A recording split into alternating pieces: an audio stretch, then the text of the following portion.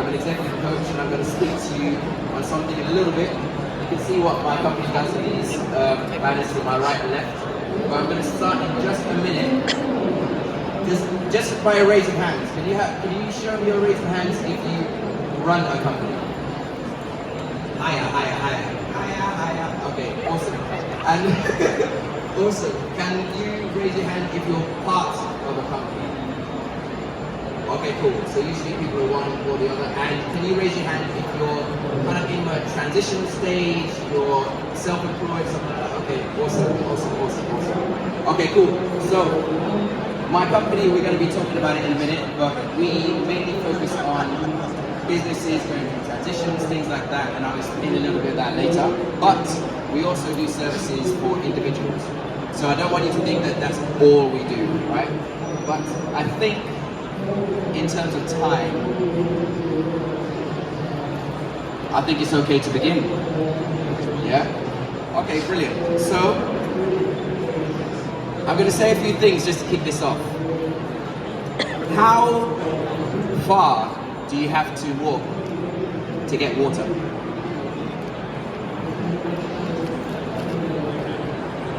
Not very far. Wicked. Downstairs, right? And do you use a well to do that? Do you have to build your house yourself by hand? Do you chase lions, tigers, bears? Oh my. What does the inside of a mud hut look like? These are the kind of questions I received when I first came here to UK. So I'm around 5 or 6 years old, and I moved here from Sierra Leone, and I'm in a playground. So you got to imagine with me, you're in a playground, you're surrounded by a group of boys, and they're asking you these questions that you just cannot relate to. And the thought that came out of my mind as I laughed along with them was, these people are crazy. What are they talking about? Because we downsized coming to UK. What we're used to is having a house help who cooks and cleans, you have a compound, you have security, you have a driver. And where we were living at this point in the UK was about the same size as our old living room. So for them to talk about walking to go fetch water and flies in our faces, I just didn't understand what they were talking about, to be honest with you. But it was only later on that I realized where this was from. So I started to pay attention to what happens on TV. And so what you might notice is at that time, and I'm not going to age myself by giving you a year, but the only time I saw people like me on screen was aid commercials. And then I realized, I clocked it. I was like, oh snap, this is what they think my experience would have been. And then I realized the power of narrative, and I'm a teenager at this point. And really narrative is your story. And each of us has one, right? But one of the things I found is a question. As I was in that space and I was surrounded by those kids, I started to feel really weird. And if this was a movie, this would be the bit where it cuts to a scene, right? The current me speaks to the younger me. And it'll sound something like this. It'll be like, your name is André Dennis Ebola Bright. You're from Sierra Leone. Your name Ebola means gift of abundance, and you will grow to bestow that in everything you do. You will become an architect, an executive coach, and randomly, a dancer. So there is no limits to what you can do. So don't let these people fool you into limiting beliefs. You will work with people like Google. You'll create a company of your own as an executive coach. And one day, you'll be at the business show, speaking to these people. So roll your shoulders back, chin up, chest out, and go show them what you're about. That's what it would have sounded like as a pep talk. Now, through the years, I've given myself many of those.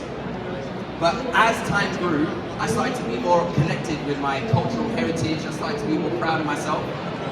And it got to a point where I started to read the literary genius of Chinua Achebe. And there's a book called When Things Fall Apart. There's a line that says, until the lion learns to write, the hunter will always be glorified in the story. And I realized that really what he's talking about is storytelling. It's reclaiming your narrative. And then later on, I heard Jeff Bezos say something similar. He said, your brand is what people say about you when you're not in the room. That's your story. But then the question then is, what is a story? right? Everyone's got their own definition. If I was to be really basic about it, it's your narrative of events, some kind of order of fact or fiction. But for me, a story is a tool to communicate. And the things you can communicate are things like a message, an idea, an emotion. And when it comes to business, one of the things I've learned from being in my role is there's lots of ways this shows up. So for example, in attraction, it can look like the right story in your job description to make sure that the people you're actually looking for know you're talking about them. When it comes to development or skills, it means that the people who are working for you understand that they belong to something larger and they understand what their role is in what you as a company are trying to do. And then when it comes to performance, it helps build a culture. And it helps build things like we are this is who we are excellence, we are inclusive, we are diversity, we are performance, right? Some of you may have heard of Simon Sinek's book, Start With Why. It's all to do with your purpose and where you stand in the world, right? So then the next question you might be asking yourself is how do they work? Why are stories so powerful? And this is the bit where I have to talk to like the academics of us, right? Because I like talking stories, but detail is important. And I need your help. So in a minute, I'm gonna say the word alive, okay? And when I say the word alive, I'm gonna need you to move, okay? I need you to find another seat in the room. I know you're comfortable, but I'm gonna need you to get up and find another seat. If you're on this side, find a seat this side, from the front to the back, okay? Are you gonna do that with me? I need your help. Are you gonna do that with me? Okay, cool. What word are we gonna move on? Alive. We're gonna move on what word? Okay, so this means you're gonna have to pay attention or... Okay, he's already ready. I like that. Okay, so there are 3 reasons why storytelling is a game changer for business performance, okay? The first one is connection. So storytelling, it activates multiple parts of the brain at the same time, okay? So it includes the regions for emotions, memories, and language. I don't know if you've noticed, but I know with me, my memories don't go further back than when I really started to speak. There's a connection between those 3, right? So where you find that when you tell a story, our brains come alive.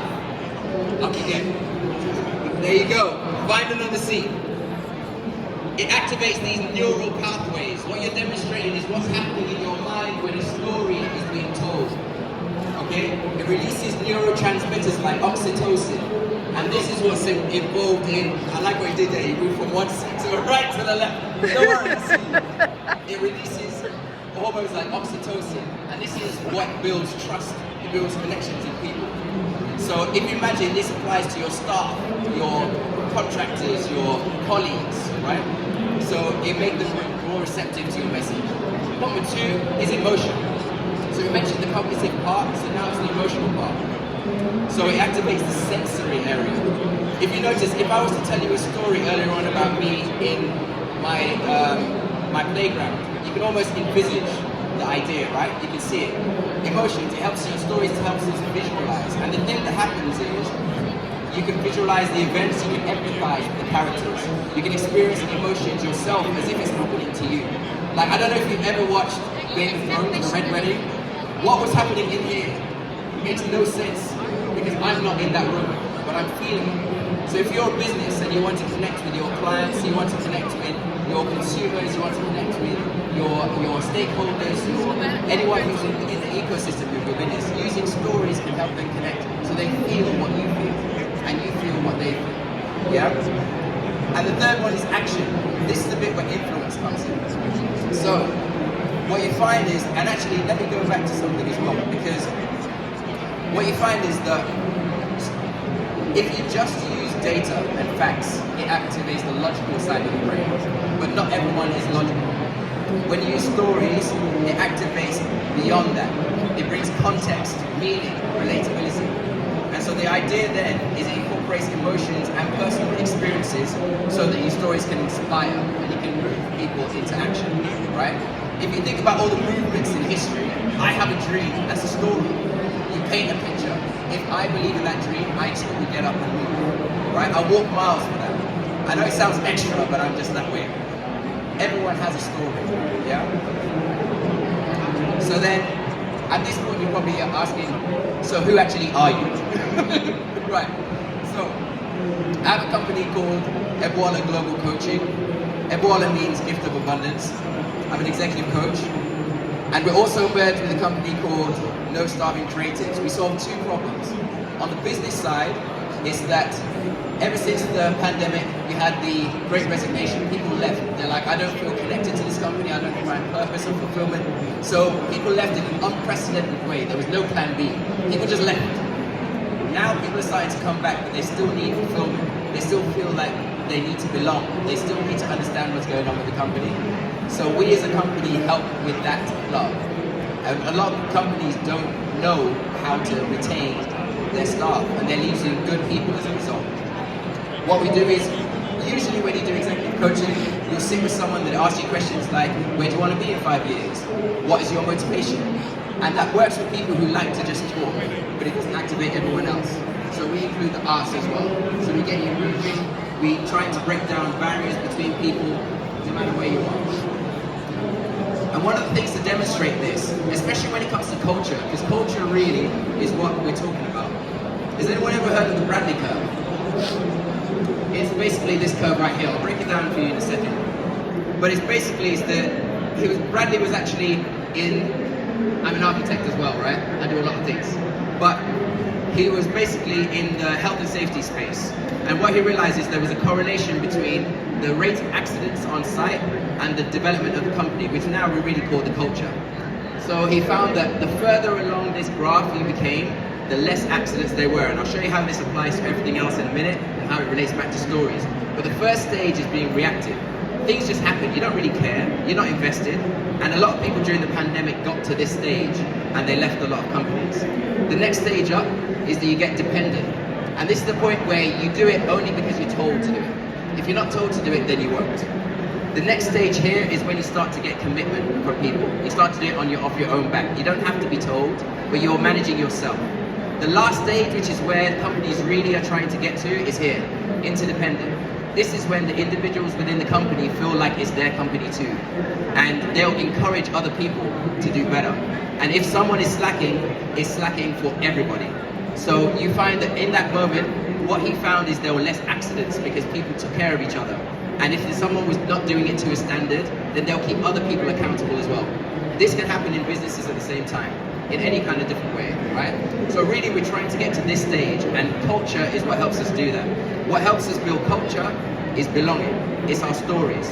There's a quote I really love, which is, culture is what people do when no one is looking. When you have a culture of excellence within a company, when you have a culture of people who believe in what you do, your boss doesn't need to be there. They will do it by themselves. Personal story is my director for the company I used to work with came down with an illness. He was basically gone for 6 months. The business kept on running because he had built our culture. We understood what we stood for, and we understood what we were a part of, and we believed in it. And so we actually got better results with him gone, but that's a whole other story, all right? So then the next question is, who are you? I want to get to know you a little bit. So I want to give you a little exercise. When you came, there should have been like a little bag just below you with a thank you on it. Inside there'll be a little booklet, and it gives you an opportunity to write some notes. I'm going to do a quick exercise with you, and I really want you to get involved. So pick up your bags, get your notes, let me know if you don't have a pen. For those of you who are standing at the side, if you have anything to write down with, use your phone or anything like that. It's an exercise you can do anywhere. I want to give you an example of how stories work. It's a really simple tool. So when it comes to stories, there's lots of ways you can build a story, but I'm going to use a really simple one just to demonstrate how it works. The first part of the story is your origin. And this part is really important. It feeds into your business plan, it feeds into everything, but also it feeds into who you are as a person. There's 4 parts: your experiences, your culture, your beliefs, and your values. And I had a little bit of an epiphany on the way here. And really, where it says culture, you can probably switch that with identity, because it links in with everything. Who are you as a person? What are the things that people see? What do you see when you look in the mirror? right? What do people see first when they see you walk into a room? All those things are going to feed into each other. So on your page, you're going to split horizontally into a top half and bottom half of the page. Just have a line down through the middle. And then vertically, you're going to split it into 4 sections, okay? At the top, you're going to put experiences, culture, beliefs, and values at the top half. That's your part 1. And you can fill this in right now, but you can also fill this in when you get home, and you try and populate it. What are the experiences that you've had that have been important to you? What are the ones that always come up in story when you try and think about the things that have changed you? What decisions did you make when you were young which have influenced who you become now? What are the identity elements that people see when you walk into a room? What are the beliefs you have? What are the values that you always come back to? What are the things that where you feel something in your body when someone trips over that particular thing and you realize, actually, this person doesn't vibe with me? What are those things that keep you that way, right? Section 2 is the bottom half of your page. This is the part where you start to write your story. You look at that 4 parts: your challenge, your goal, your resolution, and your transformation. You start with the origin first because every good story needs a beginning, right?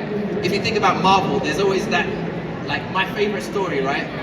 Is you got a kid who loses his parents. He gets adopted by his uncle and aunt. He grows up to be a child prodigy. He gets bitten by a radioactive spider and he gets powers. And then he loses his parent, his aunt, his uncle, right? And then he's faced with the question, with great power comes great responsibility.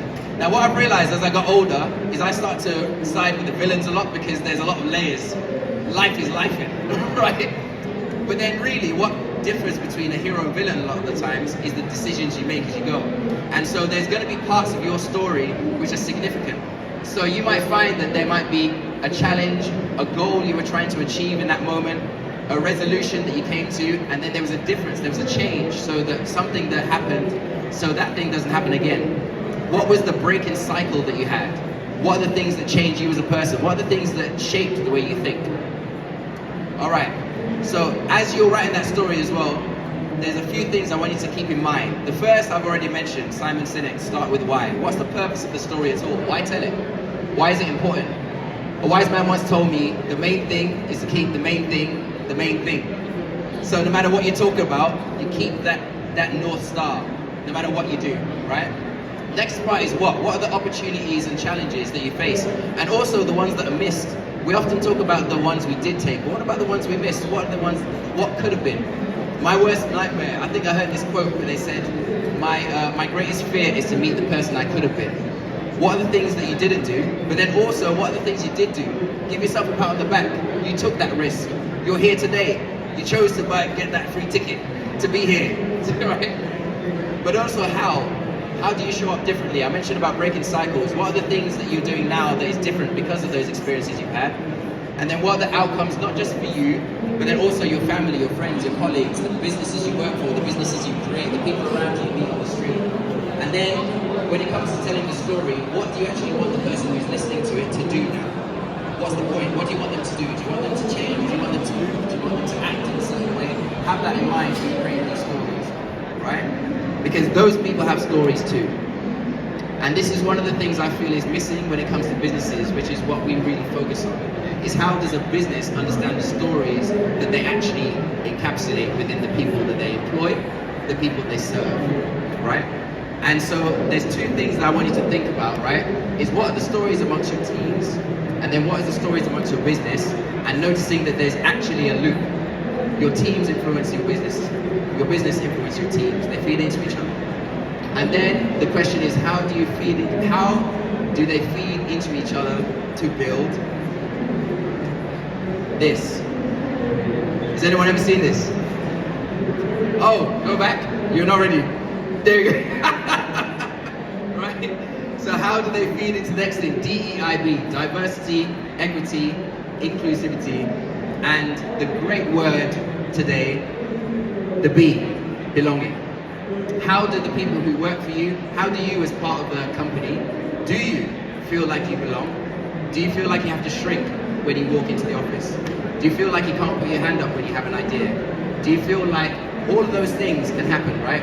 One of the greatest things about what we do is what happens when that person who was always quiet, that no one really knew, becomes a completely different person once they're given the space to feel safe and heard. Those people have the most creative ideas, they can solve problems, but you never know that as a company if you don't give the space for them to actually bloom. And so what we do is we step in and we fill that gap. So, just in closing, to cover everything up, we mentioned this whole talk is about storytelling, right? Being a game changer for business performance. I talked about attraction, retention, and performance. This is what we do. We do that through coaching, workshops, and retreats. That's what we do, right, as a company. We mentioned about stories being important for connection, emotion, and action. But then we also talked about the influence on individuals, teams, and effectively culture. But the last question I want to leave with you, especially today, if anyone's have like social fatigue of just walking around today, it's a lot. This is a huge space. You're going to be bumping into lots of people. You're going to be influencing. You're going to be speaking to people. You're going to be making connections. But the question I want you to leave with is, what stories still need to be told? Who are the rising stars? Who are the untold stories? Is it you? Is it someone you see who is at school? Is it someone who's walking around? One of the things I really believe in is that people need to be seen. There's a real thing about loneliness here, and it's not just out in the open, it's in offices as well. People need to be seen. Once you see, you feel comfortable, you grow, you speak, and then you get creative, and that's what we do. So I just want to thank you for your time. We're going to give like a little bit of time for questions and answers. Hopefully I've covered what we do and how we do it. But are there any questions about what we do, first off? Or did I just cover everything? One of the things I would say, in terms of us as a company, is this is how we work. There's a sequence. First of all, you get in touch with us, and we've arranged like some kind of meeting. We'll chat to you. We could give you like an off-the-shelf solution, but I really personally don't like doing that. What ends up happening is we don't really get to understand what your actual problem is. And we, obviously, like I said, we work with businesses, but we also work with individuals. And one person's issue is not another person's issue. So what we prefer to do is sit down with you and build a program with you. So whether it's an individual, a team, or a business, we'll say, okay, what is the challenge you're facing? What do you actually want that to look like in the next 3, 6, 12 months? Where do you want to be? And how do you want to get there? And we'll build a program with you. It helps, it means that you're invested in it as much as we are. And the key to actual, I can sell you a program right now and be like, okay, cool, wicked, 12 months, we're over, done, wonderful. But what we find is, I don't know if anyone's ever had this, you've taken a course or something like that, and then you don't get the result you were looking for. Is that happened to anybody? Right, yeah? So there's a couple of things that often happen there. One is that there's no accountability. 2 is that you don't actually understand what's going on, right? And what we try and do as well with our programs is we add a section at the end which is for monitoring. Okay, we've done this program with you now, let's check in every month. We'll see what the actual results are. What are the experiences you're having? What are the individual stories that are coming up? What do we still need to do? Where do we fall back on? Where do you fall back on? Did you do those things that you said you do? And if you didn't, what are the things that stopped you from doing that? Yeah? So that is what we do as a company. It's F1 Global Coaching. And we also link with No Starving Creatives. Are there any creatives in the house actually? Amazing. Okay, cool. So this is where you come in. So what we find is, I don't know about you, but I mentioned I'm a dancer as well, right? Choreographer, I produce basically dance theatre productions, right? I learned how to dance, but I wasn't taught the business of it. Can anyone relate to that? So what ends up happening is, you have a lot of creative people who have a lot of talent which can go into all kinds of different spaces, but they don't know how to use it. They don't know how to communicate it. They don't know how to actually create the value for a company, for example. I often tell people, your client is the person that pays you, right? It sounds simple, but the client is the person that pays you. If you're doing a class and the student pays, the student is your client. If you're doing a class and the studio pays, the studio is your client, which means your approach is different. So we also work with creatives and we prep them. We teach them the value of what they do. And if we get to a stage where through training, you feel like you want to be a part of it, then they can become part of this too. So thank you so much for your time. Really, no questions. Did I just deliver? Yes.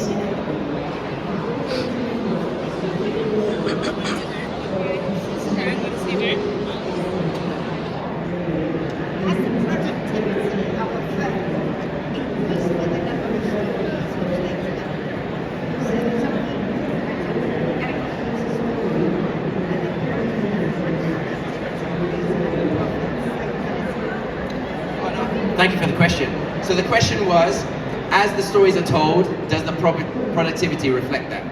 And basically it does, but over time. So one of the things that I found is this isn't an overnight fix. So if a company is in dire straits, what usually happens is there's been a lack of productivity for a few months, for example. Okay, we've got a team that's been overperforming, but now they're not. What's going on? So we would step in and we do exercises like this in terms of storytelling. So then you start to connect with each other. And what we find is then they start to work better together. And then basically the results come after that, right? So for example, those people who were scared to put their hand up earlier on, they will start talking now. Those people who aren't really worried about, like I showed to you earlier, that graph, you start to move towards the right-hand side of the scale with more of the stories. One of the things that we also try and do is give like impact statements, and that comes with the monitoring. So we start to look at what is the impact as time goes on. There was a question over here as well. You'll reach. I was just going to say, it's a brilliant presentation. Is this something that you will share with us? Maybe by email? Yes, yeah, sure. So the question was, it was a great presentation. Thank you.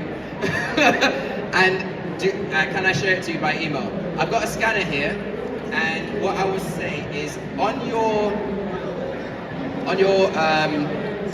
lanyards, there's a barcode. I can scan this for you if you want to keep in touch. And what I would say is you form an orderly line, queue, whatever it is. And I'll come around and ask. But before I do, are there any more questions? I just want to make sure I catch everyone before I move around. Oh, free coffee with the economist. Don't worry, I'm getting there. No problem. Actually, there's actually free. Yeah, we'll go. But yeah, thank you so much, everyone. I'm going to come around now, and if you can just hold up your barcodes and I'll scan them as you're ready. Thank you very much.